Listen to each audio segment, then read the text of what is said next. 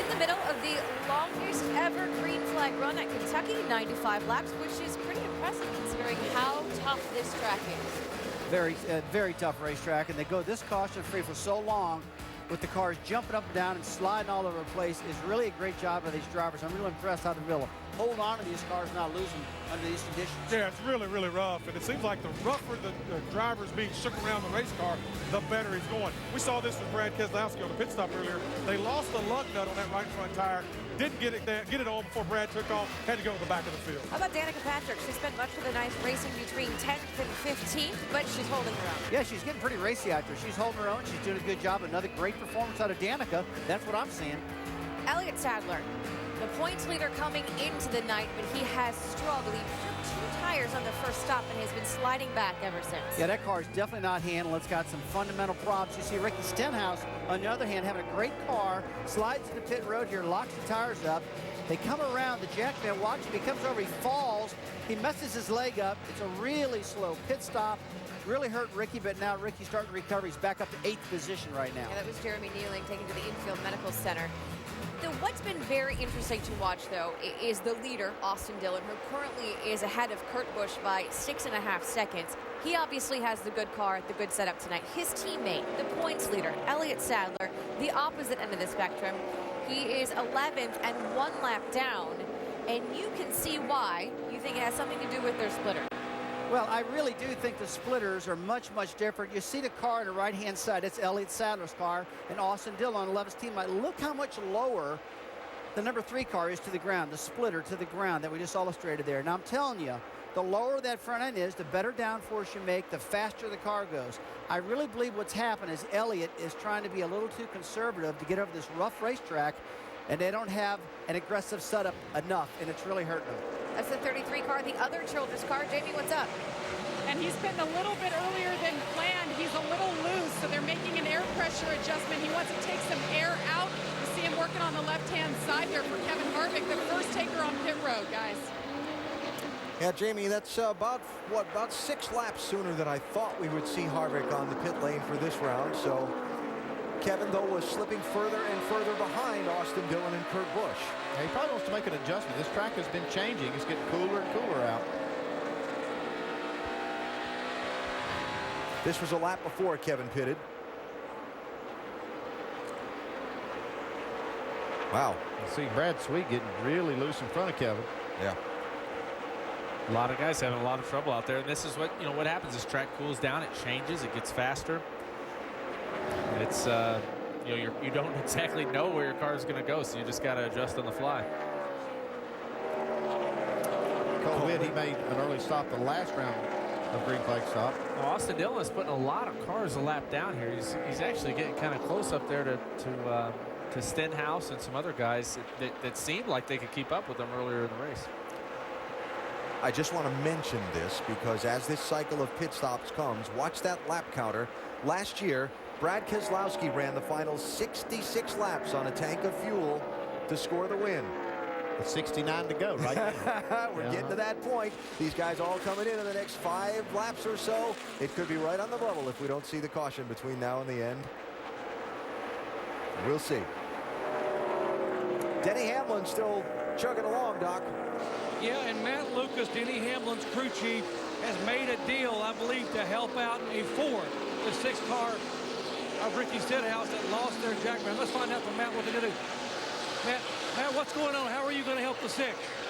I guess his jackman got hurt a little while ago. We're running, our motor's not running right now, so we're just going to loan him ours and let him try to get through the night. All right, they're going to loan him a jackman. Toyota going to Ford to help out, guys. That's pretty cool. Matt Lucas was the engineer on my 60 car for a while. He's a great guy, and that's pretty awesome. That's the camaraderie you see down there on pit road. Right now, Mike Kelly's going, "You sure, Matt? Yeah. You sure?" He said, "Yeah, don't worry about it, Mike." We'll do it. Coming from an unexpected spot, perhaps a competitor, but sportsmanship in play there from Joe Gibbs Racing and Matt Lucas. Well, they're just limping along with this 18, just trying to get it to the finish. They don't really need a fast pit stop just to keep it going. Well, yeah, that's frustrating. We were just talking. I bet Denny's really excited about the fact that he ran this nationwide race. He's been at 100-something degree heat.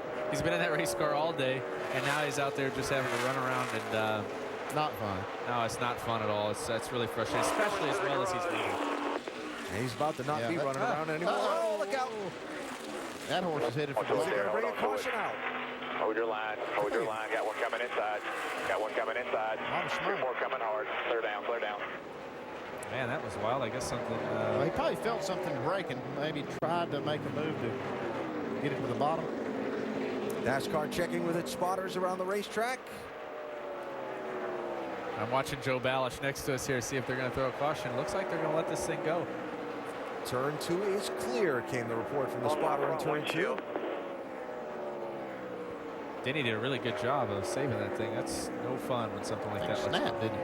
So now what's happening is every crew chief that was getting ready to call his guy into pit road has left him out there, if they can, for a couple of laps, waiting and monitoring NASCAR's race control radio to see if they were going to throw a yellow or not. You can see the oil on the right rear of his of that car.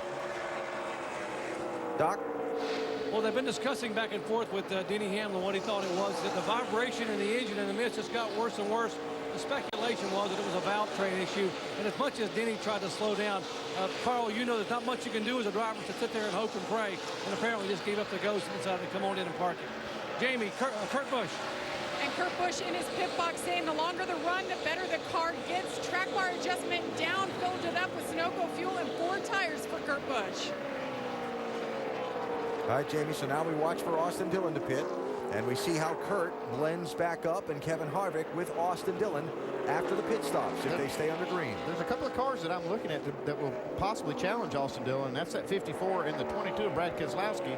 Remember, he had a penalty earlier, and now he's starting to make his way back to the front.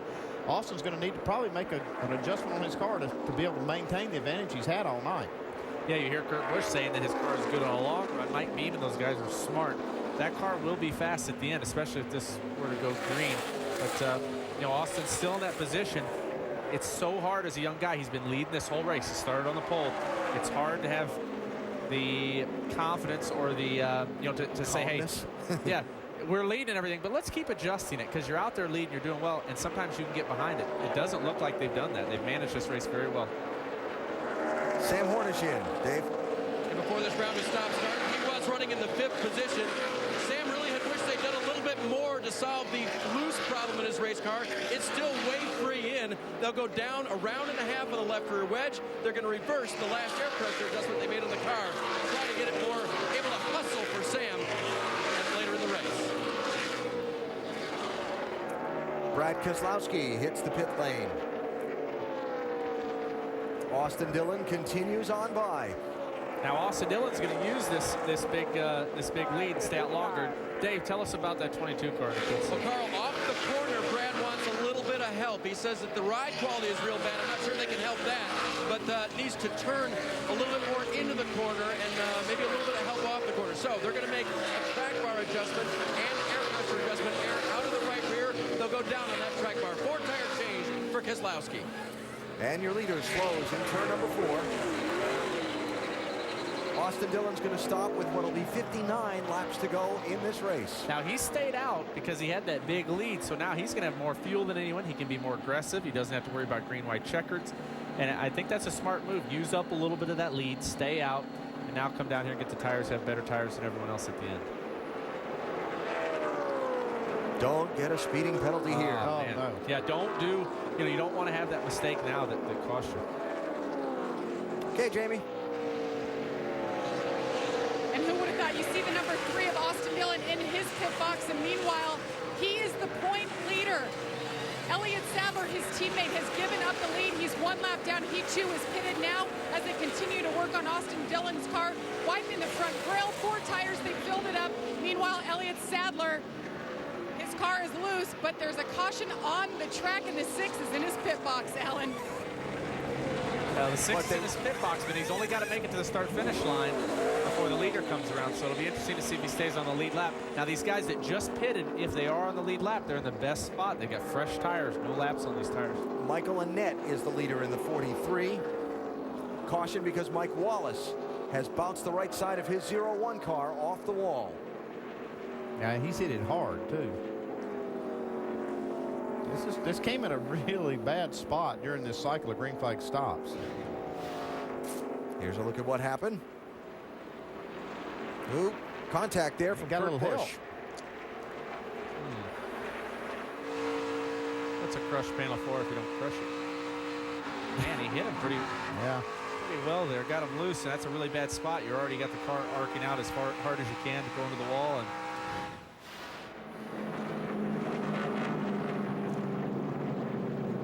that brings the net around with just a few cars on the lead lap. Austin Dillon stayed on the lead lap as well as Kurt Busch. But there'll be a pile of guys in position to get the wave around because that's they where just it gets pitted on the green, confusing. right? So I'm glad somebody else is confused by that. Well, it kind of comes into play. We'll see when Annette makes his pit stop and Allgaier, it's like Brian Scott, they make their pit stop, then you'll see everybody that's then in front of the then leader, which looks like to be Austin Dillon, will be able to go back around the track. So it looks like, there'll probably be about 10 cars on the lead lap, something like that. Yep. That's not good. They're over there counting laps that they can go. Yeah. These cautions will help, though. You know, if you're thinking you're coming up short on fuel and you're one of the guys that needs the wave around, you can't pit and still take the wave around, so you got to stay out and hope for another yellow. Yeah, but Kurt Busch is one of the cars on the lead lap right now. So they could, and there's just with so few, and they are close on fuel, I would just come in and top it off. Right. To recap here, Austin Dillon, he's led the whole race, essentially. He got caught on pit road there. Annette took advantage of this. He's leading, and it looks like Annette is pitting now. Yep. Michael Annette pits from the lead. Allgaier, Brian Scott coming in with him. Vince? Brian Scott on a bit of a roll, 3 straight top 10s for the first time in his career, comes to the pits in 3rd position, says the car is just too loose into the corner, wrecking loose. In fact, they're going to go down a round and a half on the right rear, 4 tires, air pressure adjustment, and Sunoco fuel. Doc? A career best run for Michael Annette. He's never had a top 5. Came in as a leader, 1 round out, a little bit tight on exit. He is down on the way, 4 tires, Sunoco fuel. Dave. The good news for Justin Allgaier as he gets Sunoco fuel and a track bar adjustment is that he hits some debris, but there doesn't appear to be damage on the front. It looks pretty clean. They'll make a 4-tire change. The car was tight and it had no grip anywhere, according to the driver. And Kurt Busch also on and off the pit lane under this caution flag. Just when you think the picture's clear. Yeah, we'll see about 23 wave rounds when we go green. We'll get it cleared up when we come back from break. We'll explain to you guys what's going on. We'll figure it out.